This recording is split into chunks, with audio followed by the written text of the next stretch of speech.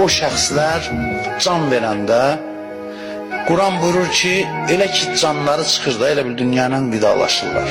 Dünya həyatı bitib, gedirlər əbədiyyət aləminə. Son dəqiqələrində, saatlarında, məsələn saat qalıb, 10 dəqiqə qalıb, 5 dəqiqə qalıb, bilmirəm, axır saatlarında mələklər gələr onların ziyarətinə və nə deyər onlara? Deyərlər ki, Əllə təxafu və lə təhzənu, deyir, qorxmayın və üzülməyin, kədərlənməyin. Deyirlər ki, mələklər deyər, qorxmayın və kədərlənməyin, qorxu ilə kədər bunları tərk eləyər. Qabaqda sizi qorxulu heç nə gözləmir. Qarşıda sizi ancaq rəhmət gözləyir. Bu iki xüsusiyyət var, qorxu və kədər. Bunun yolu bağlandı sizin ürəyinizə da heç vaxt bu iki xüsusiyyət sizin ürəyinizə gəlib yol tapa bilməyəcək. Qorxu və kədərdən həmişəlik ayrıldınız. Səbrin mükafatıdır. Möhkəm dayanmağa.